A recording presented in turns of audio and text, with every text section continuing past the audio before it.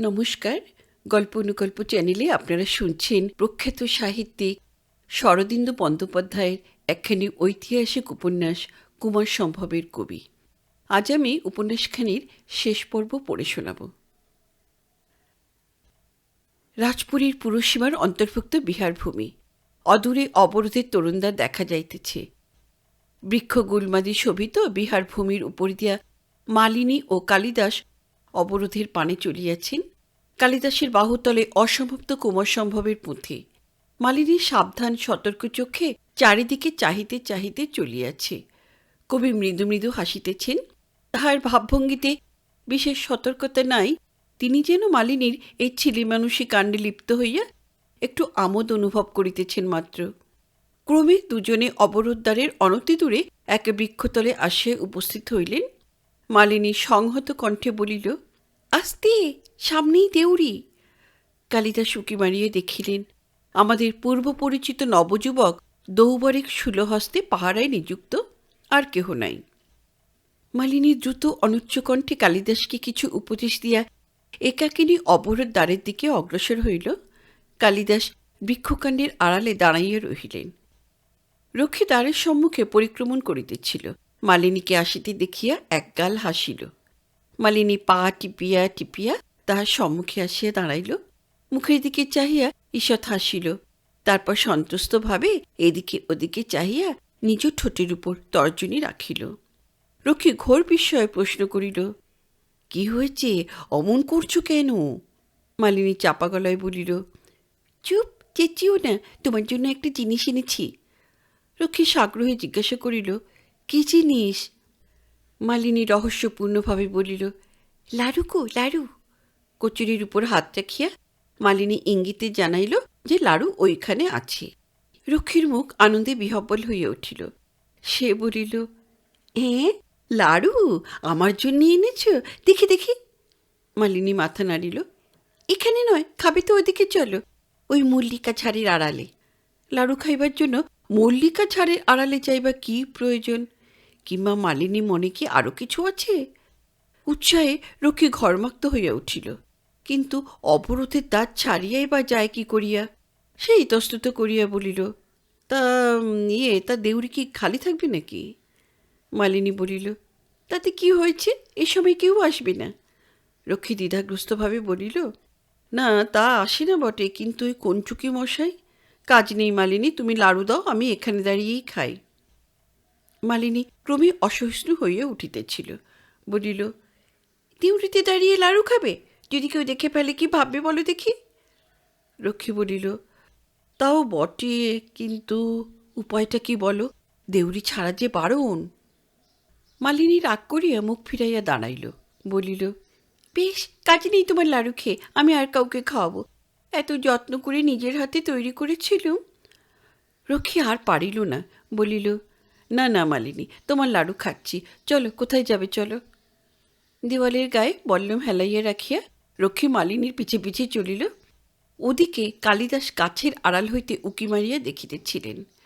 তোরণ হইতে বিংশতি হস্ত দক্ষিণে একটি মল্লিকার ঝোপ ছিল। মালিনী ও রক্ষী তাহার আড়ালে গিয়া দাঁড়াইল। মালিনী সাবধানে একবার চারিদিকে চাহিয়া লইয়া রক্ষীকে দ্বারের দিকে পিছন করিয়া দাঁড় করাইল। রক্ষী ব্যাপার না বুঝিয়া বিস্ময় ভরে মালিনীকে নিরীক্ষণ করিতে লাগিল।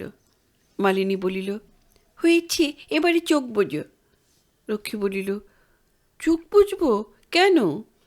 মালিনী ধমক দিয়া বলিল, আরে যা বলছি করো না, যতক্ষণ হুকুম না দিয়ে চোখ খুলবে না। রক্ষী অগত্যা চক্ষু মুদিত করিল। লাড়ুর লোভ যতটা না হোক, মালিনীকে প্রসন্ন রাখা প্রয়োজন। সে একটুতেই বড় রাগিয়ে যায়। মালিনীর কিন্তু রক্ষীকে বিশ্বাস নাই। কে জানে, হয়তো চোখের পাতার ফাঁকে দেখিতেছে। মালিনী তাহার মুখের কাছে মুখ লইয়া ভালো করিয়া পরীক্ষা করিল। না, চোখ বুঝিয়াই আছে, দেখিতেছে না। মালিনী তখন হাত তুলিয়া কালিদাসকে ইশারা করিল। কালিদাস বৃক্ষতল হইতে নিষ্ক্রান্ত হইয়া গুটি গুটি অরক্ষিত দ্বারের পানে চলিলেন। রক্ষী চক্ষু বুঝিয়া থাকিয়া অসহিষ্ণু হইয়া উঠিতেছিল। বলিল, আরে কি হলো, লাড়ু কই? মালিনী চকিতে তাহার দিকে ফিরিয়া বলিল, এই যে হাঁ করো না। রক্ষী হাঁ করিল, সঙ্গে সঙ্গে চক্ষু দুটিও খুলিয়া গেল। কালিদাস তখনও অর্ধপথে। মালিনী ভয় পাইয়া বলিয়া উঠিল, ও কি করছো, ও কি করছো, চোখ বন্ধ করো। কালিদাস রক্ষীর পিছন দিক দিয়ে যাইতেছিলেন, তাই সে তাহাকে দেখিতে পাইল না। সে আবার চোখ বন্ধ করিল, সঙ্গে সঙ্গে মুখও বন্ধ হইল। মালিনী গলা বাড়াইয়া দেখিল কালিদাস নির্বিঘ্নে তোরণে প্রবেশ করিলেন। তখন স্বস্তির নিঃশ্বাস ফেলিয়া সে রক্ষীর মুখের পানে চাহিল, হাসিয়া বলিল, নাও নাও, এবার মুখ খুলে তো।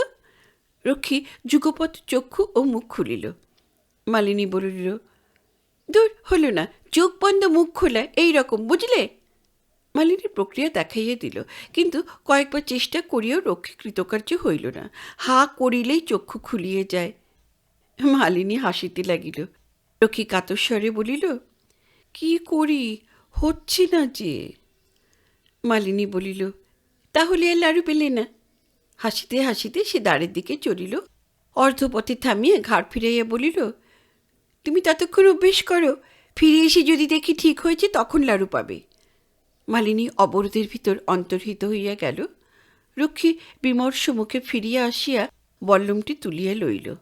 তারপর স্থির হইয়া দাঁড়াইয়া গভীর মনঃসংযোগে চক্ষু মুদিত রাখিয়া মুখ বেদন করিবার দুরূহ সাধনায় আত্মনিয়োগ করিল। অবরোধে প্রাচীর বেষ্টনীর মধ্যে একটি উদ্যানে মহাদেবী ভানুমতী সখী কিঙ্করীরা জমা হইয়াছে। তাহাদের সংখ্যা কম নয়, প্রায় 50। কেহ বৃক্ষশাখায় লম্বিত ঝুলায় দুলিতে দুলিতে গান করিতেছে, এক ঝাঁক যুবতী ছুটাছুটি করিয়া খেলা করিতেছে, কোথাও 2টি সখী পাশাপাশি বসিয়া মালা গাঁথিতেছে এবং মৃদুকণ্ঠে জল্পনা করিতেছে। আজ তাহারা রানীর পরিচর্যা হইতে ছুটি পাইয়াছে। দূর হইতে কালিদাস তাহাদের দেখিতে পাইয়া সেদিকেই চলিয়াছিলেন। পিছন হইতে মালিনী ছুটিতে ছুটিতে আসিয়া তাহাকে ধরিয়া ফেলিল। আর একটু হইলে সর্বনাশ হইয়াছিল। সখীরা দেখিতে পাইত অবরোধে পুরুষ প্রবেশ করিয়াছে। কুঞ্চুকি মহাশয়ের কানে কথাটা উঠিত।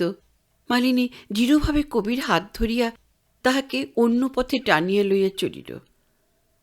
মহাদেবী ভানুমতী বিরামকক্ষটি লুতাচালের মতো সূক্ষ্ম তিরস্কিরিণীর দ্বারা 2 ভাগে বিভক্ত করা হইয়াছে। এক ভাগে রানীর বসিবার আসন, অন্য ভাগে কবির জন্য একটি মৃগচর্ম ও পুঁথি রাখিবার নিম্ন কাষ্ঠাসন। ভানুমতী নিজ আসনে বসিয়া প্রতীক্ষা করিতেছেন। কক্ষে অন্য কেহ নাই। ত্বরিত অথচ সতর্ক পদক্ষেপে মালিনী দ্বারের কাছে আসিয়া দাঁড়াইল। একবার ঘরের চারদিকে ক্ষিপ্র দৃষ্টিপাত করিয়া মস্তক সঞ্চালনে রানীকে জানাইল যে কালিদাস আসিয়াছেন। রানী বেশবার সংবরণপূর্বক ঘাড় নাড়িয়া অনুমতি দিলেন। তখন মালিনী পাশের দিকে হাতছানি দিয়া ডাকিল। কালিদাস অলিন্দে অপেক্ষা করিতেছিলেন। দ্বারের সম্মুখে আসিলেন। উভয়ে কক্ষে প্রবেশ করিলেন। মালিনী ভিতর হইতে কক্ষের দ্বার বন্ধ করিয়া দিল। রানীকে দেখিতে পাইয়া কালিদাস হাত তুলিয়া সংযত স্বরে বলিলেন, স্বস্তি। কালিদাসের প্রশান্ত অপ্রগল্ভ মুখচ্ছবি, তাহার অনারম্ভ রহস্যোক্তি ভানুমতীর ভালো লাগিল। মনের ঔৎসুক্য বৃদ্ধি পাইল। তিনি স্মিত মুখে হস্ত প্রসারণ করিয়া কবিকে বসিবার অনুজ্ঞা জানাইলেন। কবি আসনে উপবেশন করিয়া পুঁথির বাঁধন খুলিতে লাগিলেন। মালিনী অদূরে মেঝের উপর বসিল। অবরোধের উদ্যানে ভানুমতীর সখীরা পূর্ববৎ গান গাহিতেছে, ঝুলায় ঝুলিতেছে, ছুটাছুটি করিয়া খেলা করিতেছে। একটি সখী কোমরে আঁচল জড়াইয়া লীলাভরে নৃত্য করিতেছে, আর অন্য কয়েকটি তরুণী করকঙ্কণ বাজাইয়া গান ধরিয়াছে। ও পথে দিস নে পালসই, মনে তোর রইবে না সুখ, রইবে না লসই, যদি না মন বাঁচে কালো তোর হবে সোনার কালসই। ভানুমতীর কক্ষে কুমার সম্ভব পাঠ আরম্ভ হইয়াছে। ভানুমতী করলগ্ন কপলে শুনিতেছেন। প্রতি শ্লোকের অনুপম সৌন্দর্যে মুগ্ধ হইয়া মাঝে মাঝে বিস্ময় উৎফুল্ল চক্ষু কবির মুখের পানে তুলিতেছেন। কোথা হইতে আসিল এই অখ্যাতনামা ঐন্দ্রজালিক, এই তরুণ কান্তি কথাশিল্পী? কালিদাস পড়িতেছেন উমার রূপ বর্ণনা। দিনে দিনে সা পরিবর্ধমানা লব্ধ দয়া চান্দ্রমসীম লেখা। ভানুমতী বিরামকক্ষের পাশে একটি গুপ্ত অলিন্দ আছে। দেখিতে কতকটা সুরঙ্গের মতো। প্রাচীর গাত্রে মাঝে মাঝে প্রচ্ছন্ন রন্ধ্র আছে। সেই রন্ধ্রপথে কক্ষের অভ্যন্তর দেখা যায়। অবরোধের প্রত্যেক কক্ষে যাহাতে কঞ্চুকি মহাশয় স্বয়ং অলক্ষ্যে থাকিয়া লক্ষ্য রাখিতে পারেন, সেই জন্য এইরূপ ব্যবস্থা। রানীর একটি সহচরী নাম ভ্রমরী পা টিপিয়া টিপিয়া অলিন্দ পথে চলিতেছে। তাহার মুখে সন্দেহপূর্ণ উত্তেজনার ব্যঞ্জনা। একটি ছিদ্রের নিকটে আসিয়া সে কান পাতিয়া শুনিল কক্ষ হইতে একটানা গুঞ্জনধ্বনি আসিতেছে। তখন ভ্রমরী ডিঙ্গি মারিয়া সন্তর্পণে ছিদ্রপথে উঁকি মারিল। রন্ধ্রটি নিচের দিকে ঢালু। ভ্রমরী কক্ষের কিয়দংশ দেখিতে পাইল। কালিদাস কাব্যপাঠ করিতেছেন। স্বচ্ছ তিরস্কিরীর অন্তরালে ভানুমতি উপবিষ্টা। মালিনী রন্ধ্রের দৃষ্টিচক্রে বাহিরে ছিল বলিয়া ভ্রমরী তাহাকে দেখিতে পাইল না। কিছুক্ষণ একাগ্রভাবে নিরীক্ষণ করিয়া ভ্রমরী রন্ধ্রমুখ হইতে সরিয়া আসিল। উত্তেজনা বিবৃত চক্ষে চাহিয়া নিজ তর্জনী দংশন করিল। তারপর দ্রুত লঘুপদে ফিরিয়া চলিল। অতঃপর ভ্রমরী উদ্যানে ফিরিয়া গিয়া তাহার প্রিয় বয়স্যা মধুশ্রীকে কি বলিল। মধুশ্রী তাহার প্রিয় সখী মঞ্জুলার কানে কানে কি বার্তা শুনাইল এবং সর্বশেষে অবরোধের রক্ষক কঞ্চুকি মহাশয়ের কাছে সংবাদটি কিভাবে বহুবর্ণে রঞ্জিত হইয়া উপস্থিত হইল, তাহার বিশদ বর্ণনা প্রয়োজন নাই। ইতিমধ্যে রানী ভানুমতির কক্ষে কালিদাস রতিবিলাপ নামক চতুর্থ স্বর্গ পাঠ শেষ করিয়াছেন। এই পর্যন্তই লেখা হইয়াছে। মদনপ্রিয়া রতির নববৈদভ্যের মর্মান্তিক বর্ণনা শুনিয়া দেবী ভানুমতি কাঁদিয়াছেন। তাহার চক্ষু দুইটি অরুণাভ। মালিনীর কপলও অশ্রুধারায় অভিষিক্ত। পাঠ শেষে কালিদাস ধীরে ধীরে পুঁথি বন্ধ করিলেন। ভানুমতি আর্দ্র তদগত কণ্ঠে বলিলেন, ধন্য কবি, ধন্য মহাভাগ। কঞ্চুকি এতক্ষণে আসিয়া গুপ্ত রন্ধ্রপথে উকি মারিতেছিল। কক্ষ হইতে কোমল কণ্ঠস্বর ভাসিয়া আসিল। রানী বলিতেছেন, আবার কতদিনে দর্শন পাব কবি? কালিদাস বলিলেন, দেবী, আপনার অনুগ্রহ লাভ করে আমি কৃতার্থ। যখন আদেশ করবেন তখনই আসব। কিন্তু কাব্য শেষ হতে এখনো বিলম্ব আছে দেবী। ভানুমতি বাধা দিয়ে বলিলেন, না না, শেষ হওয়া পর্যন্ত আমি অপেক্ষা করতে পারব না কবি। কালিদাস স্মিতমুখে কহিলেন, ভালো, পরের স্বর্গ শেষ করে তবে আমি আবার আসব। হাত তুলিয়া সসম্ভ্রমে অভিবাদনপূর্বক কালিদাস মালিনীর দিকে ফিরিলেন। কঞ্চুকে রন্ধ্রমুখে কান খাড়া করিয়া শুনিতেছিল, কিন্তু আর কিছু শুনিতে পাইল না। তখন সে রন্ধ্রমুখ হইতে সরিয়া আসিয়া ভ্রুবদ্ধ ললাটে ক্ষণিক চিন্তা করিল। তারপর শিখার গ্রন্থি খুলিয়া আবার তাহা বাঁধিতে বাঁধিতে অলিন্দ হইতে অপসৃত হইল। বিক্রমাদিত্যের অস্ত্রাগার একটি বৃহৎ কক্ষ। নানাবিধ অস্ত্র শস্ত্রে প্রাচীরগুলি সুসজ্জিত। এই অস্ত্রগুলির উপর মহারাজের যত্ন ও মমতার অন্ত নাই। তিনি স্বহস্তে এগুলিকে প্রতিনিয়ত মার্জন করিয়া থাকেন। বর্তমানে কক্ষের মধ্যস্থলে একটি বেদিকার প্রান্তে বসিয়া তিনি তাহার সর্বাপেক্ষা প্রিয় তরবারিটি পরিষ্কার করিতেছিলেন। তাহার পাশে ঈষৎ পশ্চাতে দাঁড়াইয়া কঞ্চুকি নিম্নস্বরে কথা বলিতেছে। রাজার মুখ কালবৈশাখীর মেঘের মতো অন্ধকার। চোখে মাঝে মাঝে বিদ্যুৎ বহ্নির চমক খেলিতেছে। তিনি কিন্তু কঞ্চুকের মুখের পানে তাকাইতেছেন না। কঞ্চুকি বার্তা শেষ করিয়া বলিল, যেখানে স্বয়ং মহাদেবী এই কর্মে লিপ্ত রয়েছেন, সেখানে আমার তো স্বাধীনভাবে কিছু করবার অধিকার নেই। এখন দেবপদ মহারাজের যেমন অভিরুচি। মহারাজ তাহার চক্ষু তরবারি হইতে তুলিয়া ঈষৎ খাড় পাকাইয়া কঞ্চুকির পানে চাহিলেন। কয়েক মুহূর্ত তাহার খরধা দৃষ্টি কঞ্চুকির মুখের উপর স্থির হইয়া রহিল। তারপর আবার তরবারিতে মনঃসংযোগ করিয়া তিনি ধীর সংযত কণ্ঠে বলিলেন, এখন কিছু করবার দরকার নেই, শুধু লক্ষ্য রাখবে সে ব্যক্তি যদি আবার আসে তৎক্ষণাৎ আমাকে সংবাদ দেবে। কঞ্চুকি মাথা ঝুঁকাইয়া সম্মতি জানাইল। তাহার বিকৃত মনোবৃত্তি যে এই ব্যাপারে উল্লসিত হইয়াছে, তাহা তাহার স্বভাবতিক্ত মুখ দেখিয়াও বুঝিতে বিলম্ব হয় না। রাজপ্রাসাদের স্ফটিক নির্মিত ডমরী সদৃশ বালুঘটিকা হইতে ক্ষীণ ধারায় বালু ঝরিয়া পড়িতেছে। কয়েক সপ্তাহ অতীত হইয়াছে। একদিন অপরাহ্নে ভানুমতির কক্ষে কবির জন্য মৃগচর্ম ও পুঁথি রাখিবার কাষ্ঠাসন যথাস্থানে ন্যস্ত হইয়াছে। ভানুমতি নতজানু হইয়া পরম শ্রদ্ধাভরে কাষ্টাসনটি ফুল দিয়া সাজাইয়া দিতেছেন। কক্ষে অন্য কেহ নাই। মালিনী দ্বারের নিকট প্রবেশ করিয়া মস্তক সঞ্চালনে ইঙ্গিত করিল। প্রত্যুত্তরে ভানুমতি ঘাড় নাড়িলেন। তারপর তিরস্কিরিণীর অন্তরালে নিজ আসনে গিয়া বসিলেন। মালিনী বাহিরের দিকে হাতছানি দিয়ে কবিকে ডাকিল। কবি পুঁথি হস্তে দ্বারের নিকট আসিয়া দাঁড়াইলেন। এই সময় বিক্রমাদিত্য নিজ অস্ত্রাগারে বসিয়া একাকী একটি চর্মনির্মিত গোলাকৃতি বর্ম পরিষ্কার করিতেছিলেন। কঞ্চুকি বাহির হইতে আসিয়া দ্বারের কাছে দাঁড়াইল। মহারাজ তাহাদিকে চক্ষু তুলিলেন। কঞ্চুকি কিছুক্ষণ স্থির নেত্রে চাহিয়া থাকিয়া যেন রাজার অকথিত প্রশ্নের উত্তরে ধীরে ধীরে ঘাড় নাড়িল। রাজা বর্ম রাখিয়া দ্বারের কাছে গেলেন। ঘরের পাশে প্রাচীরে একটি কোষবদ্ধ তরবারি ঝুলিতেছিল। কঞ্চুকি তাহা তুলিয়া লইয়া অত্যন্ত অর্থপূর্ণভাবে রাজার সম্মুখে ধরিল। রাজা একবার তীব্র দৃষ্টিতে কঞ্চুকিকে নিরীক্ষণ করিলেন। তারপর একই ঝটকায় তরবারি কোষমুক্ত করিয়া স্বহস্তে তরবারি লইয়া কক্ষ হইতে বাহির হইলেন। কঞ্চুকি পিছে পিছে চলিল। ভানুমতির কক্ষে কালিদাস পার্বতীর তপস্যা অংশ পাঠ করিয়া শুনাইতেছেন। ভানুমতির কক্ষে কালিদাস পার্বতীর তপস্যা অংশ পাঠ করিয়া শুনাইতেছেন। কপল ন্যস্ত হস্তা রানী অবহিত হইয়া শুনিতেছেন। তাহার দুই চোখে নিবিড় রসতন্ময়তার আভাস। গুপ্ত অলিন্দে তরবারি হস্তে মহারাজ আগে আগে আসিতেছেন, পশ্চাতে কঞ্চুকি। রন্ধ্রের সম্মুখে আসিয়া মহারাজ দাঁড়াইলেন। রন্ধ্রপথে একবার দৃষ্টি প্রেরণ করিলেন। তারপর সেই দিকে কর্ণ ফিরাইয়া রন্ধ্রাগত স্বরগুঞ্জন শুনিতে লাগিলেন। তাহার মুখ পূর্ববৎ কঠিন ও ভয়াবহ হইয়া রহিল। রন্ধ্রপথে ছন্দবদ্ধ শব্দের অস্পষ্ট গুঞ্জরণ আসিতেছে। শুনিতে শুনিতে রাজা প্রাচীরে স্কন্ধ অর্পণ করিয়া দাঁড়াইলেন।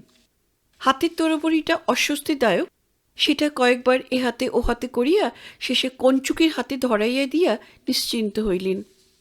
কঞ্চুকি মহারাজের দিকে বক্র কটাক্ষপাত করিল, কিন্তু তাহার বজ্র কঠিন মুখ দেখিয়া মানসিক অবস্থা অনুমান করিতে পারিল না। সে ঈষৎ উদ্বিগ্নভাবে মনে মনে কল্পনা করিতে লাগিল, কি আশ্চর্য, মহারাজ এখনো খেপিয়া যাইতেছেন না কেন? ভানুমতির পক্ষে কালিদাস পাঠ শেষ করিয়া পুঁথি বাঁধিতেছেন। রানীর দিকে চোখ তুলিয়া স্মিত হাস্যে বলিলেন, ওই পর্যন্তই হয়েছে মহারানী। ভানুমতি প্রশ্ন করিলেন, কবি, বাকিটুকু কতদিনই শুনতে পাব? আমার মন যেন আর ধৈর্য মানছে না। কবে কাব্য শেষ হবে কবি? কালিদাস বলিলেন, মহাকাল জানেন মহারানী, তিনিই স্রষ্টা, আমি অনুলেখক মাত্র। এবার অনুমতি দিন দেবী। গুপ্ত অলিন্দে রাজা এতক্ষণ দেয়ালে ঠেস দিয়াছিলেন। হঠাৎ সোজা হইয়া দাঁড়াইলেন। কঞ্চুকে মনে মনে অস্থির হইয়া উঠিয়াছিল। তাড়াতাড়ি তরবারিটি বাড়াইয়া ধরিল।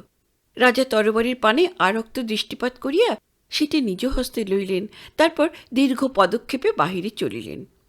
কঞ্চুকের মনে আশা জাগিল, এতক্ষণে রাজার রক্ত গরম হইয়াছে। সে উৎফুল্ল মুখে তাহার অনুবর্তী হইল। রানীর কক্ষে কালিদাস পুঁথি হস্তে উঠিয়া দাঁড়াইয়াছে। ভানুমতি দাঁড়াইয়া যুক্ত করে তাহাকে বিদায় দিতেছেন। মালিনী দ্বারের দিকে চলিয়াছে। কবিকে বাহিরে পৌঁছাইয়া দিয়া সে আবার ফিরিয়া আসিবে। সহসা প্রবল তাড়নে দ্বার খুলিয়া গেল। মুক্ত তরবারি হস্তে বিক্রমাদিত্য সম্মুখে দাঁড়াইয়া মালিনী সভয়ে পিছাইয়া আসিয়া আর্তচিৎকার কণ্ঠমধ্যে রোধ করিল। রাজা প্রবেশ করিলেন, পশ্চাতে কঞ্চুকি। রাজার তীব্রোজ্জ্বল চক্ষু একবার চারিদিকে বিচরণ করিল। মালিনী এক কোণে মিশিয়ে গিয়া থরথর কাঁপিতেছে। কালিদাস তার নিজের ভাষায় চিত্তার্পিতারম্ভভাবে দাঁড়াইয়া। মহাদেবী ভানুমতি প্রশান্ত নেত্রে রাজার পানে চাহিয়া আছেন, যেন মন হইতে কাব্যের ঘোর এখনো কাটে নাই। কবির দিকে একবার কঠোর দৃষ্টিপাত করিয়া রাজা ভানুমতির সম্মুখে গিয়ে দাঁড়াইলেন। দুইজনে নিষ্পলক চোখে পরস্পরের মুখের দিকে চাহিয়া রহিলেন। ক্রমে রানীর মুখে ঈষৎ কৌতুক হাস্য দেখা গেল। রাজা চাপা গর্জনে বলিলেন, মহাদেবী ভানুমতি, এই কি তোমার উচিত কাজ হয়েছে? ভানুমতি বলিলেন, কি কাজ আর্যপুত্র? বিক্রমাদিত্য গভীর ভৎসনাভারে বলিলেন, এই দেবভোগ্য কবিতা তুমি একা একা ভোগ করছো? আমাকে পর্যন্ত ভাগ দিতে পারলে না দেবী? এত কৃপণ তুমি? কক্ষ কিছুক্ষণ স্তব্ধ হইয়া রহিল। কালিদাসের মুখে চোখে নবোদিত বিস্ময়। কঞ্চুকে হঠাৎ ব্যাপার বুঝিতে পারিয়া খাবি খাওয়ার মতো শব্দ করিয়া কাঁপিতে আরম্ভ করিল। মহারাজ তাহার দিকে দৃষ্টি ফিরাইলেন। কঞ্চুকের অন্তরাত্মা শুকাইয়া গেল। সে ভয়ে প্রায় কাঁদিয়া উঠিল। মহারাজ, মহারাজ, মহারাজ, আমি বুঝতে পারিনি মহারাজ। রাজা ঈশ্বর চিন্তার ভান করিয়া বলিলেন, সম্ভব? তুমি তো জানতে না যে মহাদেবী পাশার বাজি জিতে এই পণ চেয়ে নিয়েছিলেন। যাও, তোমাকে ক্ষমা করলাম, কিন্তু ভবিষ্যতে মহাদেবী ভানুমতি সম্বন্ধে মনে মনেও আর এমন ধৃষ্টতা করো না। বিক্রমাদিত্য হাতের তরবারিটা কঞ্চুকের দিকে ছুঁড়িয়া ফেলিয়া দিলেন। মসৃণ হর্মতলে তরবারি পিছলাইয়া কঞ্চুকের 2 পায়ের ফাঁক দিয়া গড়িয়া গেল। কঞ্চুকে লাফাইয়া উঠিল। তারপর তরবারি কুড়াইয়া লইয়া ঊর্ধ্বশ্বাসে ঘর ছাড়িয়া পলায়ন করিল। রাজার মুখে এতক্ষণে হাসি দেখা দিল। তিনি কালিদাসের দিকে অগ্রসর হইয়া গেলেন। কবির স্কন্ধে হস্ত রাখিয়া বলিলেন, তরুণ কবি, তোমার ধৃষ্টতা ক্ষমা করা আমার পক্ষে আরও কঠিন। তুমি আমাকে উপেক্ষা করে রানীকে তোমার কাব্য শুনিয়েছ? তোমার কি বিশ্বাস বিক্রমাদিত্য শুধু যুদ্ধ করতেই জানে? কাব্যের রস গ্রহণ করতে সে অক্ষম? কালিদাস ব্যাকুল স্বরে বলিয়া উঠিলেন, মহারাজ, আমি... বিক্রমাদিত্য বাধা দিয়া বলিলেন, কোনো কথা শুনব না কবি। তোমার শাস্তি আবার আমাকে তোমার কাব্য গোড়া থেকে শোনাতে হবে। আড়াল থেকে যতটুকু শুনেছি তাতে অতৃপ্তি আরও বেড়ে গেছে কবি। রানীর দিকে হস্ত প্রসারিত করিয়া বলিলেন, এসো দেবী, আমরা দুজনে কবির পায়ের কাছে বসে আজ দেবদম্পতির মিলনগাথা শুনব। রাজা ও রানী পাশাপাশি ভূমির উপর উপবেশন করিলেন। কালিদাস ঈষৎ লজ্জিতভাবে নিজ আসনে বসিবার উপক্রম করিলেন। মালিনী এতক্ষণ এক কোণে লুকাইয়া কাঁপিতেছিল। এখন পরিস্থিতির পরিবর্তন অনুভব করিয়া দ্বিধাজড়িত পদে বাহির হইয়া আসিল। কবিকে অক্ষত দেহে আবার কাব্যপাঠের উদ্যোগ করিতে দেখিয়া তাহার মন নির্ভয় হইল। বিপদ বুঝি কাটিয়াছে। রাজা মালিনীকে দেখিতে পান নাই। কালিদাসকে উদ্দেশ্য করিয়া বলিলেন, কবি, কাব্যপাঠ আরম্ভ করবার আগে তোমাকে একটা কথা বলতে চাই। আজ থেকে তুমি আমার সভাকবি হলে। কালিদাস ত্রস্ত বিব্রত হইয়া বলিলেন, না না, না না মহারাজ, আমি এ সম্মানের যোগ্য নই মহারাজ। রাজা বলিলেন, সে কথা বিশ্ববাসী বিচার করুক কবি। আগামী শারদ উৎসবের দিন আমি মহান কবিসভা আহ্বান করব। দেশ দেশান্তরের রাজা পণ্ডিত রসজ্ঞদের নিমন্ত্রণ করব। তারাই এসে তোমার কথা শুনবেন কবি। কালিদাস অভিভূতভাবে বসিয়া রহিলেন। রাজা পুনশ্চ বলিলেন, কিন্তু বসন্তের কোকিলের ন্যায় তুমি কোথা থেকে এলে কবি? তোমার নাম কি? কবি বলিলেন, অধমের নাম কালিদাস মহারাজা। কালিদাস, কালিদাস। রাজা স্মৃতি মন্থন করিতে করিতে বলিলেন, কয়েক মাস আগে ঋতুসংহার নামে একটি মধুর রসের কাব্য পড়েছিলাম। মনে হচ্ছে কবির নাম ছিল কালিদাস। তুমি কি সেই কালিদাস? কবি বলিলেন, হ্যাঁ আর্য, ইতিপূর্বে ঋতুসংহার ও মেঘদূত নামে 2টি খণ্ডকাব্য লিখেছি। রাজা বলিলেন, মেঘদূত? কই, আমি তো দেখিনি। বোধহয় আমার বর্তমান সভাকবি সেটি আমার কাছ থেকে লুকিয়ে রেখেছেন। যা হোক, তুমি উজ্জয়িনীতে কোথায় বাস করো? মালিনী এতক্ষণে রাজার পিছনে আসিয়া দাঁড়াইয়াছিল। কালিদাসকে ইতস্তত করিতে দেখিয়া বলিল, উনি যে নদীর ধারে কুঁড়ে ঘর তৈরি করেছেন, সেখানেই থাকেন। রাজা ঘাড় ফিরাইয়া মালিনীকে দেখিলেন। তাহার হাত ধরিয়া টানিয়া পাশে বসাইলেন। ছদ্মকূপের কণ্ঠে বলিলেন, দুতি, দুতি, দুতি, তুমি ফুলের বেশাতি করো না ভোমরার? মালিনী ঈষৎ ভয় পাইয়া বলিল, ফুলের মহারাজ। রাজা বলিলেন, ভেবেছ তোমার কথা আমি কিছু জানি না? না, সব জানি, আর শাস্তিও দেব তেমনি। কঞ্চুকের সঙ্গে তোমার বিয়ে দেব, তখন বুঝবে। পরিহাস বুঝিতে পারিয়া মালিনী হাসিল। রাজা কালিদাসের পানে ফিরিলেন। কিন্তু নদীর ধারে কুঁড়ে ঘর, তা তো হতে পারে না কবি। তোমার জন্য নগরে প্রাসাদ নির্দিষ্ট হবে, সেখানে তুমি থাকবে। কালিদাস হাত জোড় করিলেন, মহারাজ, আপনার অসীম কৃপা, কিন্তু আমার কুটিরে আমি পরম সুখে আছি। রাজা বলিলেন, কিন্তু কবিকে বিষয় চিন্তা থেকে মুক্তি দেওয়া রাজার কর্তব্য, নইলে কবি কাব্য রচনা করবেন কি করে? অন্য চিন্তা চমৎকারা কাতরে কবিতা কুতঃ। কালিদাস বলিলেন, রাজাধিরাজ, আমার কোনো আকাঙ্ক্ষা নেই। মহাকাল আমাকে যা দিয়েছেন তার অধিক আমি কামনা করি না রাজাধিরাজ। মনের দৈন্যই দৈন্য। ধনসম্পদ চাও না কবি? না আর্য, আমি মহাকালের সেবক। আমার দেবতা চিরনগ্ন, তাই তিনি চিরসুন্দর। আমি যেন চিরদিন আমার নগ্ন সুন্দর দেবতার উপাসক হয়ে থাকতে পারি। অবন্তীর বিশাল রাজমন্ত্রী ভবনের মধ্যে একটি কক্ষে 50 জন মসীজীবী অনুলেখক সারি দিয়া ভূমির উপর বসিয়াছে। প্রত্যেকের সম্মুখে একটি করিয়া অনুচ্চ কাষ্ঠপীঠিকা, তদুপরি মসীপাত্র, ভূর্জপত্রের কুণ্ডলী প্রভৃতি ন্যস্ত। স্বয়ং জ্যেষ্ঠ কায়স্থ একটি লিখিত পত্র হস্তে লইয়া অনুলেখকদের সম্মুখে পাদচারণ করিতেছেন এবং পত্রটি উচ্চকণ্ঠে থামিয়া থামিয়া পাঠ করিতেছেন। অনুলেখকগণ শুনিয়ে শুনিয়ে লিখিতেছেন।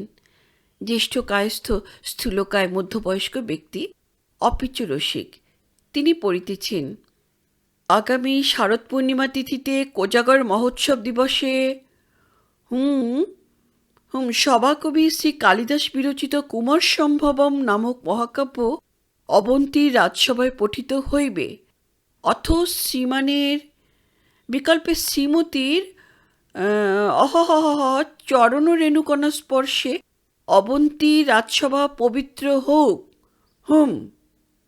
মঞ্চগৃহে স্বয়ং বিক্রমাদিত্য উপবিষ্ট। তাহার একপাশে স্তূপীকৃত নিমন্ত্রণ লিপির কুণ্ডলী। মহামন্ত্রী একটি করিয়া লিপি রাজার সম্মুখে ধরিতেছেন। দ্বিতীয় এক কর্মী ক্ষুদ্র দর্বিতে জবীভূত যতু লইয়া পত্রের উপর ঢালিয়া দিতেছে। মহারাজ তাহার উপর মুদ্রাঙ্গীর ছাপ দিতে দিতে বলিতেছেন, উত্তরা পথে দক্ষিণা পথে যেখানে যত জ্ঞানীগুণী রসজ্ঞ আছেন, পুরুষ নারী, কেউ যেন বাদ না যায় মহামন্ত্রী। উজ্জয়িনী নগরীর পূর্বতরণ। তোরণ হইতে 3টি পথ বাহির হইয়াছে। 2টি পথ প্রাকারের ধার ঘেঁষিয়া উত্তরে ও দক্ষিণে গিয়াছে, তৃতীয়টি তীরের মতো সিধা পূর্বমুখে গিয়াছে। 50 জন অশ্বারোহী রাজদূত তোরণ হইতে বাহিরে আসিয়া সারি দিয়া দাঁড়াইল। পৃষ্ঠে আমন্ত্রণ লিপির বস্ত্রপেটিকা ঝুলিতেছে। অস্ত্রশস্ত্রের বাহুল্য নাই। গোপুর শীর্ষ হইতে দুন্দুভি ও বিষাণ বাজিয়া উঠিল। অমনি অশ্বারোহী দল 3 ভাগে বিভক্ত হইয়া গেল। 2 দল উত্তরে ও দক্ষিণে চলিল। মাঝের দল ময়ূর সঞ্চারী গতিতে সম্মুখ দিকে অগ্রসর হইল। কুন্তল রাজ্যে রাজভবন ভূমি। পূর্বোল্লিখিত সরোবরের মর্মর সোপানের উপর কুন্তল রাজকুমারী একাকিনী বসিয়া আছেন। মুখে চোখে হতাশা ও নৈরাশ্য পদাঙ্ক মুদ্রিত করিয়া দিয়াছে। কেশ বেশ অযত্ন বিন্যস্ত। বাঁচিয়া থাকিবার প্রয়োজন যেন তাহার শেষ হইয়া গিয়াছে। সরোবরের জল বায়ুস্পর্শে কুঞ্চিত হইয়া উঠিতেছে। রাজকুমারী লীলাকমলে পাপড়ি ছিঁড়িয়া ছিঁড়িয়া জলে ফেলিতেছেন। কোনোটি নৌকার মতো ভাসিয়া যাইতেছে, কোনোটি ডুবিতেছে। অদূরে একটি তরুণ শাখায় হেলান দিয়া বিদ্যুল্লতা গান গাহিতেছে। তাহার গানের গুঞ্জরণ কতক রাজকুমারীর কানে যাইতেছে, কতক যাইতেছে না। ভাসলো আমার ভেলা, সাগর জলে নাগরদোলা ওঠান আমার খেলা, সেটা ভাসলো আমার ভেলা। গান শেষ হইয়া গেল। রাজকুমারী তাহার ভাসমান পদ্মপলাশগুলির পানে চাহিয়া ভাবিতেছেন, দিনের পর দিন, আজকের দিন শেষ হলো, আবার কাল আছে, তারপর আবার কাল, কালের কি অবধি নেই? রাজকুমারী পিছনে চতুরিকা আসিয়া দাঁড়াইল। তাহার হাতে কুণ্ডলিতে নিমন্ত্রণ লিপি। সে বিষণ্ণ মুখে ইতস্তত করিয়া রাজকুমারীর পাশে বসিল। সোপানের পৈঠার উপর পা মুড়িয়া বসিতে বসিতে বলিল, প্রিয়সহী, অবন্তী রাজসভা থেকে আমন্ত্রণ এসেছে, তোমার জন্য স্বতন্ত্র লিপি। নিরুৎসুকভাবে লিপি লইয়া রাজকুমারী যতুমুদ্রা খুলিয়া দেখিলেন। চতুরিকা বলিয়া চলিল, মহারাজ সভা থেকে পাঠিয়ে দিলেন, তারও আলাদা নিমন্ত্রণ লিপি এসেছে, কিন্তু তিনি যেতে পারবেন না, বলে পাঠালেন তুমি যদি যেতে চাও তিনি সুখী হবেন। লিপি পাঠ শেষ করিয়া রাজকুমারী আবার তাহা কুণ্ডলাকারে জড়াইতে লাগিলেন, যেন চতুরিকার কথা শুনিতে পান নাই, এমনিভাবে জলের পানি চাহিয়া রহিলেন। ঈষৎ তিক্ত হাসি তাহার মুখে ফুটিয়া উঠিল। তিনি লিপি জলে ফেলিয়া দিবার উপক্রম করিলেন, কিন্তু ফেলিলেন না। চতুরিকা দিকে না ফিরিয়াই অবসন্ন কণ্ঠে বলিলেন, পিতা সুখী হবেন? বেশ, যাব। উজ্জয়িনীর পূর্বতরণ পুষ্পপল্লব ও মাল্যে শোভা পাইতেছে। 3টি পদ দিয়া পিপীলিকা শ্রেণীর ন্যায় মানুষ আসিয়া তরুণের অন্ধ্রমুখে অদৃশ্য হইয়া যাইতেছে। রাজন্যবর্গ হস্তির গলঘণ্টা বাজাইয়া মন্দ মন্থর গতিতে আসিতেছেন। যোদ্ধী বেশধারী পদাতি অশ্ব, এমনকি উষ্ট্রও আছে। মাঝে মাঝে 2-1টি চতুর্দোলা আসিতেছে। সূক্ষ্ম আবরণের ভিতর লঘু মেঘাবৃত শরৎচন্দ্রের ন্যায় সম্ভ্রান্ত আর্য মহিলা। একটি দোলা তরুণ মধ্যে প্রবেশ করিল, সঙ্গে মাত্র 2-4 জন পদাতি পরিচর।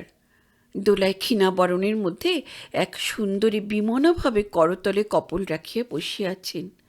দর্শকদের মধ্যে যাহারা দোলার উপর দৃষ্টি রাখিয়াছিল, তাহারা অনুমান করিল ইনি কুন্তল রাজদহিতা হৈমশ্রী।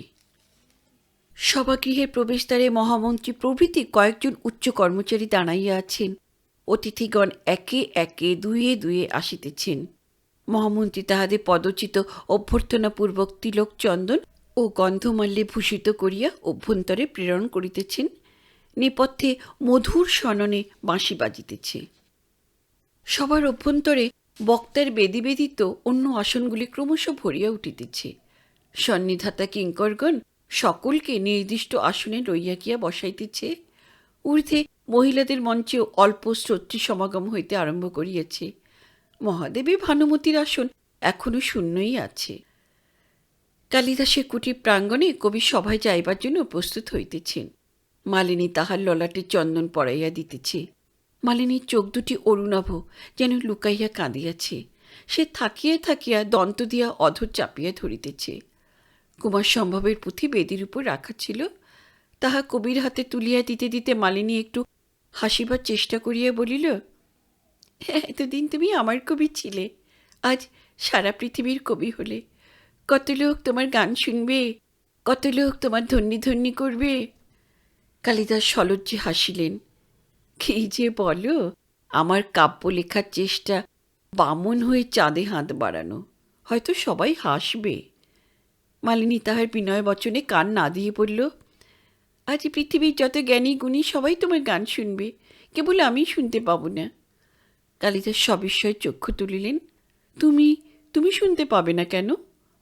মালিনী দীনকণ্ঠে বলিল, সবাই কত রাজারানী, কত বড় বড় লোক এসেছেন, সেখানে আমাকে কে জায়গা দেবে কবি?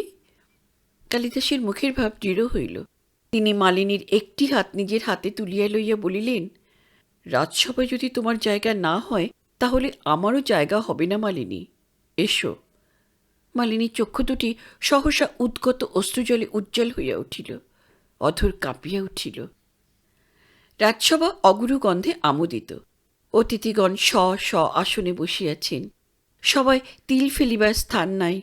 রাজবৈতালিক প্রধান বেদির উপর যুক্ত করে দাঁড়াইয়া মহামান্য অতিথিগণের সাদর সম্ভাষণ গান করিতেছেন, কিন্তু সেজন্য সবার জল্পনা গুঞ্জন শান্ত হয় নাই। সকলেই প্রতিবেশীর সঙ্গে বাক্যালাপ করিতেছেন। চারিদিকে ঘাড় ফিরাইয়া সবার শিল্পশোভা দেখিতেছেন, মন্তব্য প্রকাশ করিতেছেন। উপরের মহিলা মঞ্চ কলভাসিনী মহিলাপুঞ্জে ভরিয়া উঠিয়াছে। কেন্দ্রস্থলে মহাদেবীর স্বতন্ত্র আসন কিন্তু এখনো শূন্য। বৈতারিক স্তবগান গাইয়া চলিয়াছেন। মহিলা মঞ্চের দ্বারের কাছে দেবী ভানুমতীকে আসিতে দেখা গেল। তিনি কুন্তল কুমারী হৈমশ্রীর হাত ধরিয়া হাস্যালাপ করিতে করিতে আসিতেছেন। হৈমশ্রীও সময়োচিত প্রফুল্লতার সহিত কথা কহিতেছেন। মনে হয় উৎসবের বাতাবরণে আসিয়া তাহার অবসাদ কিয়ৎ পরিমাণে দূর হইয়াছে। তাহারা স্বীয় আসনে গিয়া পাশাপাশি বসিলেন। রাজবংশজাতা অন্য কোনো মহিলা বোধ হয় আসেন নাই, কেবল কুন্তল কুমারী আসিয়াছেন। সেকালে মহিলা মহলে বিদ্যাচর্চার সমধিক অসদ্বোধ ছিল বলিয়া মনে হয়, তাই যেই 2-4টি বিদুষী নারী দেখা দিতেন, তাহারা অতিমাত্রায় সম্মান ও শ্রদ্ধার পাত্রী হইয়া উঠিতেন। বৈতালিকের স্তুতিগান শেষ হইয়া আসিতেছে। মালিনী ভীরু সংকুচিত পদে মহিলা মঞ্চের দ্বারের কাছে আসিয়া ভিতরে উঁকি মারিল। ভিতরে আসিয়া অন্যান্য মহিলাদের সঙ্গে একাসনে বসিবার সাহস নাই। সেই দ্বারের কাছে ইতস্তত করিতে লাগিল। তাহার হাতে একটি ফুলের মালা ছিল, মাধবী ও বান্ধুলি পুষ্প দিয়া গঠিত। মালাগাছি লইয়াও বিপদ, পাছে কেহ দেখিয়া আসে। মালিনী অবশেষে মালাটি কোঁচরের মধ্যে রাখিয়া দ্বারের পাশে মেঝের উপর বসিয়া পড়িল। এখান হইতে গলা বাড়াইলে নিম্নে বক্তার বেদি সহজেই দেখা যায়। বৈতালিকের গান শেষ হইল। সঙ্গে সঙ্গে ঘোর রবে দুন্দুভি বাজিয়া উঠিয়া সভাগৃহ মধ্যে তুমুল ধ্বনিতরঙ্গের সৃষ্টিও করিল। তারপর সভা একেবারে শান্ত হইয়া গিয়াছে। পাতা নড়িলে শব্দ শোনা যায়। কালিদাস বেদির উপর বসিয়াছেন, সম্মুখে উন্মুক্ত পুঁথি। তিনি একবার প্রশান্ত চোখে সবার চারিদিকে দৃষ্টি নিক্ষেপ করিলেন। তারপর মন্দ্রকণ্ঠে পাঠ আরম্ভ করিলেন। অস্তোত্তরস্যাং দিশি দেবদত্তা হিমালয় নাম নগাধিরাজ। মহিলা মঞ্চের মধ্যস্থলে কুন্তল কুমারী নির্নিমেষ নেত্রে নিম্নে কালিদাসের পানে চাহিয়া আছেন। এ কি সেই মূর্তি, সেই কণ্ঠস্বর? তবে কি? কালিদাস পাঠ করিয়া চলিয়াছেন। শ্রোতাদের মনশ্চক্ষে ধীরে ধীরে একটি দৃশ্য ফুটিয়া উঠিতেছে। তুষারমৌলি হিমালয়, দূরে একটি অধিত্যকা, তথা একটি ক্ষুদ্র কুটির ও লতাবিতান। প্রতিনিন্দা শুনিয়া যক্ষদহিতা সতী প্রাণ বিসর্জন দিবার পর মহেশ্বর এই নির্জন স্থানে উগ্র তপস্যায় রত আছেন। কালিদাস শ্লোকের পর শ্লোক পড়িয়া চলিয়াছেন। বিশাল সভা চিত্রার্পিতবৎ বসিয়া আছে। কালিদাসের কণ্ঠস্বর এই নিঃশব্দ একাগ্রতার মধ্যে মৃদঙ্গের ন্যায় মণ্ডিত হইতেছে। মহিলা মঞ্চে কুন্তল কুমারী তন্দ্রাহতার ন্যায় বসিয়া শুনিতেছেন। বাচ্চক্যের নাই, চক্ষু নিষ্পলক, কখন বক্ষ ভেদ করিয়া নিঃশ্বাস বাহির হইতেছে, কখনো গণ্ড বাহিয়া অশ্রুধারা নামিতেছে, তাহা জানিতেও পারিতেছেন না। মহাকাব্যের ছন্দে ছন্দে চিত্র রচিত হইতেছে। হিমালয়ের অধিত্যকায় মহেশ্বরের লতাগৃহ, দ্বারে নন্দী প্রকোষ্ঠে হেমবেত্র লইয়া দণ্ডায়মান, বেদির উপর যোগাসনে বসিয়া মহেশ্বর ধ্যানমগ্ন। বনপথিয়া গিরিকন্যা উমা কুটিরের পানে আসিতেছেন, হস্তে ফুল জল সমিধপূর্ণ পাত্র। বেদিপ্রান্তে পৌঁছিয়া উমা নতজেন হইয়া মহেশ্বরকে প্রণাম করিলেন। শঙ্কর ধ্যানমগ্ন। প্রথম স্বর্গ সমাপ্ত হইলে কালিদাস ক্ষণিক বিরাম দিয়া দ্বিতীয় স্বর্গ পড়িতে আরম্ভ করিলেন। মেঘলোকে ইন্দ্রসভা, ইন্দ্র ও দেবগণ মুহ্যমানভাবে বসিয়া আছেন। মদন ও বসন্ত প্রবেশ করিল। মদনের কণ্ঠে পুষ্পধনু, বসন্তের হস্তে চ্যুতমঞ্জরী। ইন্দ্র সাদরে মদনের হাত ধরিয়া বলিলেন, এসো বন্ধু, আমাদের দারুণ বিপদে তুমিই একমাত্র সহায়। কৈতব্যাদে স্ফীত হইয়া মদন সদর্পে বলিল, আদেশ করুন দেবরাজ, আপনার প্রাসাদে আমি কেবলমাত্র বসন্তকে সঙ্গে নিয়ে সাক্ষাৎ পিনাকপানি ধ্যানভঙ্গ করতে পারি। দেবগণ সমস্বরে জয়ধ্বনি করিয়া উঠিলেন। মদন ঈষৎত্রস্ত ও চকিত হইয়া সকলের মুখের পানে চাহিল। সত্যই মহাদেবের ধ্যানভঙ্গ করিতে হইবে নাকি? কালিদাস কাব্যপাঠ করিয়া চলিয়াছেন। সকলে রুদ্ধশ্বাসে শুনিতেছে। মহিলা মঞ্চে হৈমশ্রীর অবস্থা পূর্ববৎ, বাহ্য জ্ঞান শূন্য। ভানুমতী তাহা লক্ষ্য করিলেন, কিন্তু কিছু না বলিয়া কাব্যশ্রবণে মন দিলেন। হিমালয়, সমস্ত প্রকৃতি শীতজর্জর, তুষার কঠিন, বৃক্ষ নিষ্পত্র, প্রাণীদের প্রাণচঞ্চলতা নাই। তপবনের সন্নিকটে একটি শাখা সর্বস্ব বৃক্ষ দাঁড়াইয়া আছে।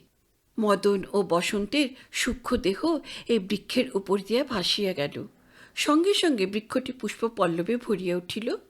দূরে সহসা কোকিল কাকলি শোনা গেল। হিমালয়ে অকাল বসন্তের আবির্ভাব হইয়াছে। সহসা হরিতায়িত বনভূমির উপর কিন্নর মিথুন নৃত্যগীত আরম্ভ করিল। পশুপক্ষী ব্যাকুল বিস্ময়ে ছুটাছুটি ও কলকুজন করিয়া বেড়াইতে লাগিল। প্রমথগণ প্রমত্ত উদ্দাম হইয়া উঠিল। নন্দী প্রকৃতির এই আকস্মিক রূপান্তরে বিব্রত হইয়া চারিদিকে কঠোর দৃষ্টিপাত করিতে লাগিল। তারপর ওষ্ঠে অঙ্গুলি রাখিয়া প্রমথদের নীরবে শাসন করিল। চপলতা করিও না, মহেশ্বর ধ্যানমগ্ন। বেদির উপর মহেশ্বর যোগাসনে উপবিষ্ট, চক্ষু ভ্রু মধ্যে স্থির, শ্বাস নাসাভ্যন্তরচারী, নিবত নিষ্কম্প দীপশিখার ন্যায় দেহ নিশ্চল। রুমঝুম মন্দিরের শব্দ কানে আসিতেছে। উমা যথানিয়ত পূজার উপকরণ লইয়া আসিতেছেন। নন্দী সসম্ভ্রমে পথ ছাড়িয়া দিল। মহেশ্বরের ধ্যান সমাধি ক্রমে তরল হইয়া আসিতেছে। তাহার নয়ন পল্লব ঈষৎ স্ফুরিত হইল। লতাবিতানের এক কোণে দাঁড়াইয়া মদন ধনুর্বাণ হস্তে অপেক্ষা করিতেছে। পার্বতী আসিতেছেন এই উপযুক্ত সময়। পার্বতী আসিয়া বেদিমূলে প্রণাম করিলেন। তারপর নতজানু অবস্থায় স্মিত সলজ্জ চক্ষু দুটি মহেশ্বরের মুখের পানে তুলিলেন। মদনের অলক্ষিত উপস্থিতি উভয়ের মনে চাঞ্চল্যের সৃষ্টি করিয়াছিল। মহাদেবের অরুণায়ত নেত্র পার্বতীর মুখের উপর পড়িল। মদন এই অবসরের প্রতীক্ষা করিতেছিল। সাবধানে লক্ষ্য স্থির করিয়া সম্মোহন বাণ নিক্ষেপ করিল। মহেশ্বরের তৃতীয় নয়ন খুলিয়া গিয়া ধকধক করিয়া ললাটবর্ণে নির্গত হইল। কে রে তপবিঘ্নকারী? তিনি মদনের দিকে দৃষ্টি ফিরাইলেন। হরনেত্র জন্মাবর্ণিতে মদন ভস্মীভূত হইল। ভয়ব্যাকুলা উমা বেদিমূলে নতজেন হইয়া আছেন। মহেশ্বর বেদির উপর উঠিয়া দাঁড়াইয়া চতুর্দিকে একবার রুদ্র দৃষ্টি নিক্ষেপ করিলেন। তারপর তাহার প্রলয়ঙ্কর মূর্তি সহসা শূন্যে অদৃশ্য হইয়া গেল। কালিদাস মদন ভস্য নামক স্বর্গ শেষ করিয়া ক্ষণেকের জন্য নীরব হইলেন। সবাও নিস্তব্ধ হইয়া রহিল। এতগুলি মানুষ যে সভাগৃহে বসিয়া আছে, শব্দ শুনিয়া তাহা বুঝিবার উপায় নাই। কালিদাস পুঁথির পাতা উল্টাইলেন। তারপর আবার নূতন স্বর্গ পড়িতে আরম্ভ করিলেন। রতিবিলাপ শুনিয়া কুন্তল কুমারী নয়নে অশ্রুধারা বহিল। ভানুমতীও আবার নূতন করিয়া কাঁদিলেন। দ্বার পার্শ্বে বসিয়া মালিনী কাঁদিল। প্রিয় বিয়োগ ব্যথা কাহাকে বলে এতদিনে মালিনী বুঝিতে শিখিয়াছে। কবি ক্রমে উমার তপস্যা অধ্যায়ে পৌঁছিলেন। হিমালয়ের গহন গিরিসংকটের মধ্যে কুটির রচনা করিয়া গিরিরাজে সুতা উমা কঠোর তপস্যা আরম্ভ করিয়াছেন। পতি লাভার্থ তপস্যা। স্বয়ং বিশীর্ণ দ্রুম বর্ণ, অর্থাৎ আপনা হইতে খসিয়া পড়া গাছের পাতা, তাহাও পার্বতী আর আহার করেন না। তাই তাহার নাম হইয়াছে অপর্ণা। কৃচ্ছসাধন বহু প্রকার। গ্রীষ্মের দ্বিপ্রহরে তপকৃষা পার্বতী চারিকোণে অগ্নি জ্বালিয়া মধ্যস্থ আসনে বসিয়া প্রচণ্ড সূর্যের পানে নিষ্পলক চাহিয়া থাকেন। ইহা পঞ্চাগ্নি তপস্যা। আবার শীতের হিমকঠিন রাত্রে যখন জলের উপর তুষারের আস্তরণ পড়ে, তখন সেই আস্তরণ ছিন্ন করিয়া উমা জলমধ্যে প্রবেশ করেন। আকণ্ঠ জলে ডুবিয়া শীতের রাত্রি অতিবাহিত হয়। সারা রাত্রি চন্দ্রের পানে চাহিয়া উমা চন্দ্রশেখরের মুখচ্ছবি ধ্যান করেন। এইভাবে কল্প কাটিয়ে যায়। তারপর একদিন উমার কুটির দ্বারে এক তরুণ সন্ন্যাসী দেখা দিলেন। ডাক দিলেন, অয়মহং ভো। উমা কুটিরে ছিলেন। তাড়াতাড়ি বাহিরে আসিয়া সন্ন্যাসীকে পাদ্য অর্ঘ্য দিলেন। সন্ন্যাসীর চোখে দৃষ্টি ভালো নয়। লোলুপ নেত্রে পার্বতীকে নিরীক্ষণ করিয়া তিনি বলিলেন, সুন্দরী, তুমি কি জন্য তপস্যা করছ? পার্বতী অনুচ্চ কণ্ঠে বলিলেন, পতিলাভের জন্য। সন্ন্যাসী বিস্ময় প্রকাশ করিয়া বলিলেন, কি আশ্চর্য! তোমার মতো ভুবনৈকা সুন্দরীকে পতিলাভের জন্য তপস্যা করতে হয়? কে সেই মুড়ো যে নিজে এসে তোমার পায়ে লুটিয়ে পড়ে না? তার নাম কি? পার্বতী সন্ন্যাসীর চটুলতায় বিরক্ত হইলেন। গম্ভীরভাবে বলিলেন, তার নাম শঙ্কর মহেশ্বর শিব চন্দ্রশেখর। সন্ন্যাসী বিপুল বিস্ময়ের অভিনয় করিয়া শেষে উচ্চ ব্যঙ্গহাস্য করিয়া উঠিলেন। কি বললে? শিব মহেশ্বর? সেই দিগম্বর উন্মত্তা যে একপাল প্রেত প্রমথ নিয়ে শ্মশানে মশানে নেচে বেড়ায়, তাকে তুমি পতিরূপে কামনা করো সুন্দরী?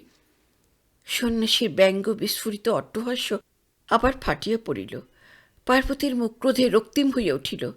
তিনি সন্ন্যাসীর প্রতি একটি জ্বলন্ত দৃষ্টি নিক্ষেপ করিয়া কহিলেন, কপট সন্ন্যাসী, তোমার এত স্পর্ধা, তুমি শিবনিন্দা করো? আর আমি এখানে থাকব না। পার্বতী কুটিরের পানে পা বাড়াইলেন। পিছন হইতে শান্ত কোমল স্বর আসিল, উমা, ফিরে যাও, দেখো আমি কে। উমা ফিরিয়া চাহিলেন। যাহা দেখিলেন তাহাতে তাহার রোমাঞ্চিত তনু থরথর কাঁপিত লাগিল। শিলার উদ্যোগতি তটিনীর ন্যায় তিনি চলিয়া যাইতেও পারিলেন না। স্থির হইয়া দাঁড়াইয়া থাকিতেও পারিলেন না। সন্ন্যাসীর স্থানে স্বয়ং মহেশ্বর। তিনি মৃদু মৃদু হাস্য করিতেছেন।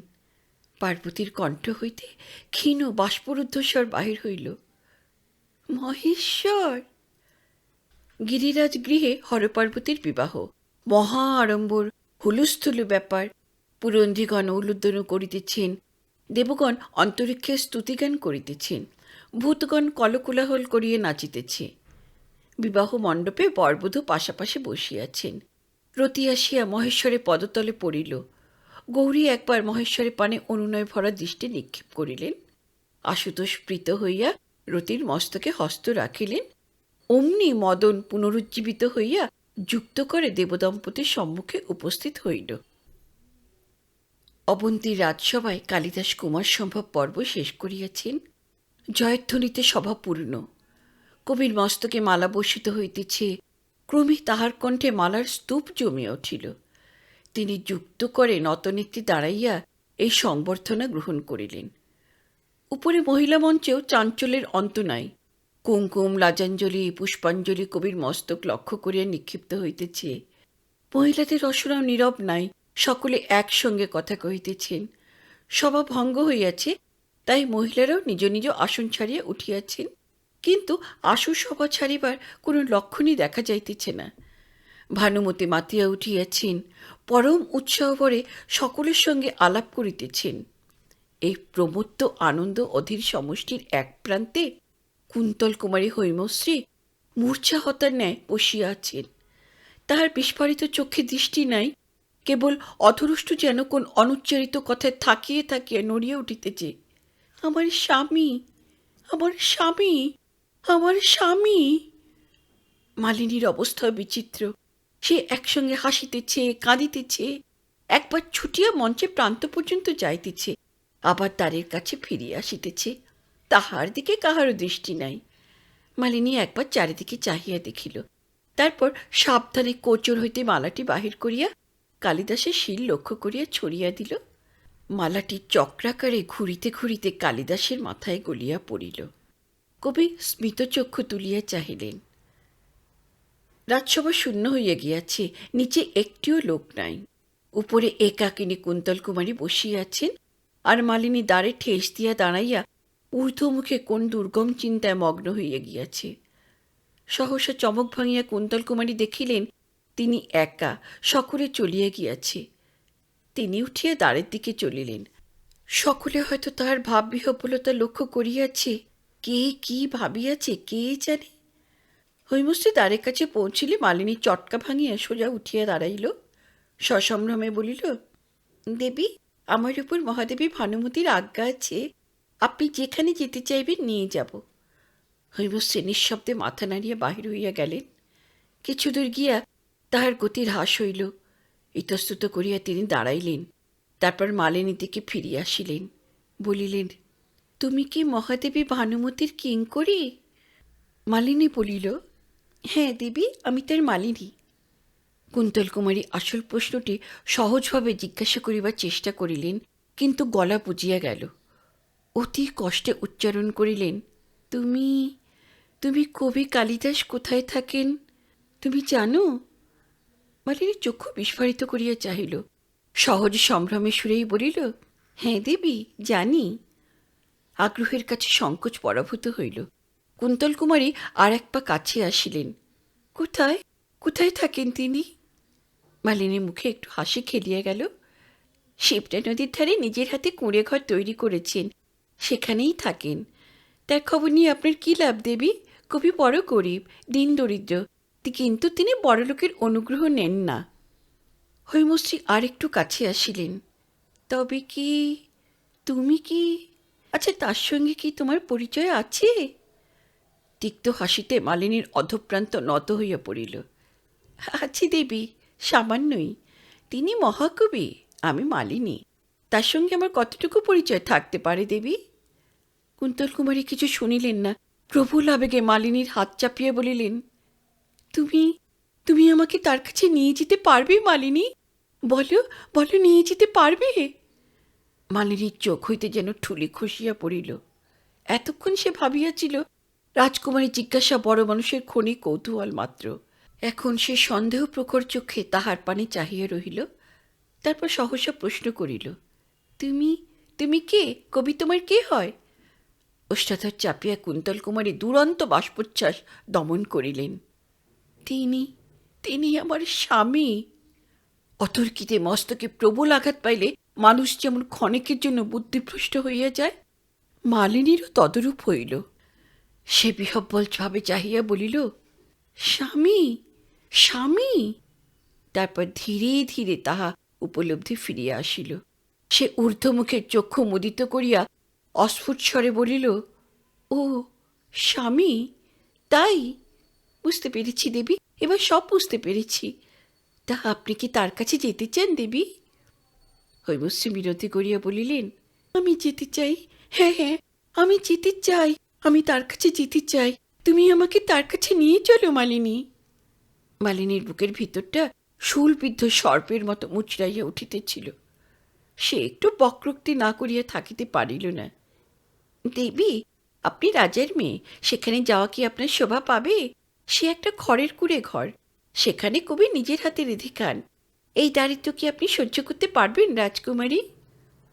হৈমশ্রীর ভয় হইল মালিনী বুঝি তাহাকে লইয়া যাইবে না। তিনি হাতের কঙ্কন খুলিতে খুলিতে ব্যগ্রভাবে বলিলেন, তুমি তুমি বুঝতে পারছো না মালিনী, তুমি বুঝতে পারছো না, আমি যে তার স্ত্রী, আমি তার সহধর্মিনী।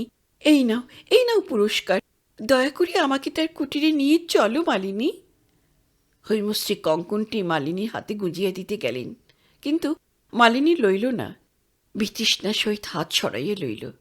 তিক্ত হাসিয়া বলিল, থাক, দরকার নেই, এইটুকু কাজের জন্য আবার পুরস্কার কিসের? আসুন, আসুন আমার সঙ্গে। রাজকুমারীর জন্য অপেক্ষা না করিয়াই মালিনী চলিতে আরম্ভ করিল। কালিদাসের কুটির প্রাঙ্গণ। কুন্তল কুমারীকে সঙ্গে লইয়া মালিনী বেদীর সম্মুখে আসিয়া দাঁড়াইয়াছে। কালিদাস নাই, কেবল বেদীর উপর মালার স্তূপ পড়িয়া আছে, যেন কবি ক্লান্তভাবে এই সম্মানের বোঝা এখানে ফেলিয়া গিয়াছেন।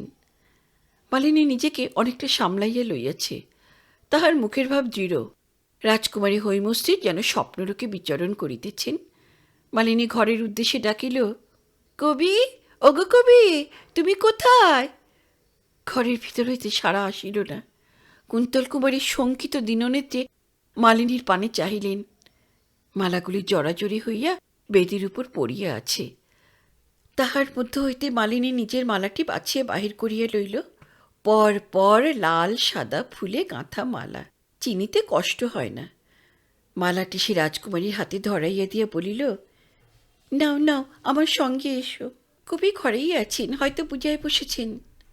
মালিনী অগ্রবর্তিনী হইয়া কক্ষে প্রবেশ করিল। হৈমশ্রী কম্প্রবক্ষে দ্বিধাজড়িত পদে তাহার পিছনে চলিলেন। কুটিরে একটিমাত্র কক্ষ, আয়তনেও ক্ষুদ্র। এক পাশে কালিদাসের দিনশয্যা গুটানো রহিয়াছে, আর এক কোণে একটি দ্বীপখণ্ড। তাহার পাশে অনুচ্চ কাষ্ঠাসনের উপর কুমার সম্ভবের পুঁথি রহিয়াছে, কিন্তু কালিদাস ঘরে নাই। হৈমশ্রীর দেহের সমস্ত শক্তি যেন ফুরাইয়া গিয়াছিল। তিনি পুঁথির সম্মুখে জানো ভাঙিয়া বসিয়া পড়িলেন। অস্ফুট কণ্ঠে বলিলেন, কই, কোথায়, কোথায় তিনি? মালিনী সবই লক্ষ্য করিতেছিল, বুঝিবা তাহার মনে অনুকম্পাও জাগিয়াছিল। সে বাহিরে যাইতে যাইতে আশ্বাসের ভঙ্গিতে বলিল, তুমি থাকো, আমি দেখছি, বুঝি নদীতে স্নান করতে গেছেন। মালিনী অদৃশ্য হইলে হৈমশ্রী হাতের মালাটি কুমার সম্ভবের পুঁথির উপর রাখিলেন। তারপর আর আত্মসংবরণ করিতে না পারিয়া পুঁথির উপর মাথা রাখিয়া সহসা কাঁদিয়া উঠিলেন। শিবরাত্রিরে কালিদাস একাকী নদীর ধারে বসিয়াছেন। মাঝে মাঝে নুড়ি কুড়াইয়া লইয়া অলস হস্তে জলে ফেলিতেছেন। রাজসভার উত্তেজনা কাটিয়া গিয়া নিঃসঙ্গ জীবনের শূন্যতার অনুভূতি তাহার অন্তরকে গ্রাস করিয়া ধরিয়াছে। অন্তর্লোকে শ্রান্ত বাণে ধ্বনিত হইতেছে, কেন, কিসের জন্য, কাহার জন্য? মালিনী নিঃশব্দে তাহার পিছনে আসিয়া দাঁড়াইল। কিছুক্ষণ নীরব থাকিয়া রহস্যকণ্ঠে ডাকিল, কবি। কালিদাস চমকিয়া মুখ তুলিলেন। মালিনী? মালিনী বলিল, কি বাবা হচ্ছিল কবি? কালিদাস একটু চুপ করিয়া রহিলেন, শেষে বলিলেন, ভাবছিলাম। ভাবছিলাম অতীতের কথা মালিনী। মালিনী মৃদুস্বরে বলিল, কিন্তু ভাবনা সুখের নয় কেমন? কালিদাস ম্লান হাসিয়া বলিলেন, না, সুখের নয় মালিনী, কিন্তু এই জগতে তো সকলে সুখ পায় না মালিনী। মালিনী বহমানা শিপ্রার জলে একটি নুড়ি ফেলিল। না, সকলে পায় না, কিন্তু তুমি পাবে কবি। কালিদাস ভ্রু তুলিয়া মালিনীর পানে চাহিলেন, তারপর মৃদু ঘাড় নাড়িলেন। কীর্তি, যশ, সম্মান, তাতে সুখ নেই মালিনী, সুখ আছে শুধু প্রেমে। মালিনীর মুখে বিচিত্র হাসি ফুটিয়া উঠিল। সে কবির পানে একবার চোখ পাতিয়া তাহাকে দৃষ্টিরসে অভিষিক্ত করিয়া দিল। তারপর মুখ টিপিয়া বলিল, প্রেমী জ্বালাও আছে কবি।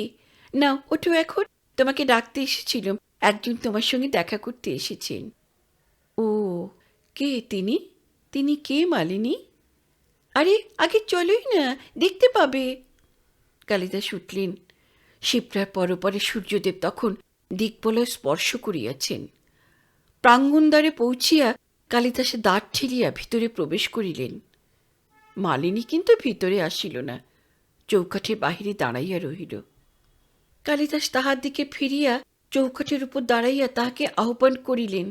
মালিনী কিন্তু একটু ফিকা হাসিয়া মাথা নাড়িল। এই সময় কুটিরের ভিতর হইতে শঙ্খধ্বনি হইল।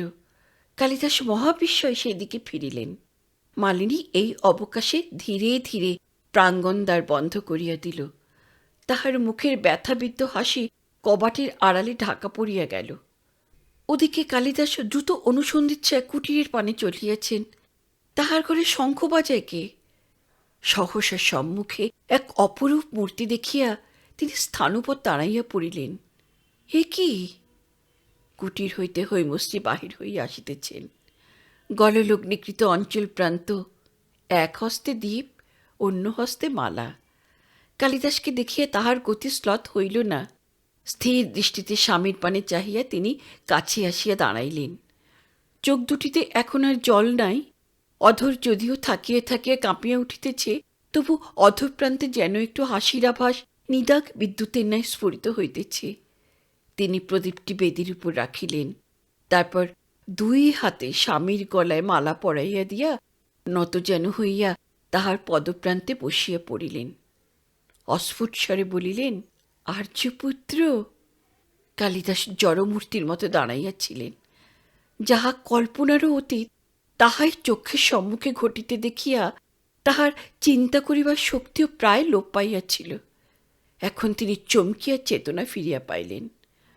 নত হইয়া রাজকুমারী হৈমশ্রীকে দুই হাত ধরিয়া তুলিবার চেষ্টা করিয়া বিহব্বল কণ্ঠে বলিতে লাগিলেন, দেবী, দেবী, দেবী, না না না না, পায়ের কাছে নয় দেবী।